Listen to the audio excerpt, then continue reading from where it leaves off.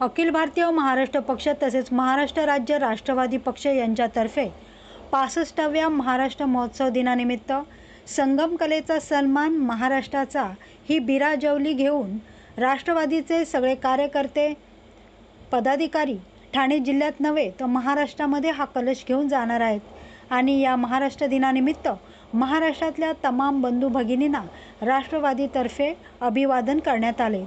यावेळी कल्याण डोंबिवलीचे सगळे पदाधिकारी प्रमोद हिंदूराव, हनुमंते प्रसाद कारमाळे, प्रवीण खरात वैद्य, कल्याण डोंबिवलीचे अध्यक्ष उदय जाधव, डोंबिवलीचे अध्यक्ष सुरेश जोशी, ग्रामीणचे अध्यक्ष ब्रह्मा माळी, तरुण कार्यकर्ते युवा नेते विकास तुषार म्हात्रे, सूर्या पटेल, अप्पा शेठ आणि महिला वर्ग मायाताई कटारिया, रेश्माताई सोनावणे आणि सगळे कार्यकर्ते प्रचंड उत्साहात मंगल कलशाचे स्वागत करत होते।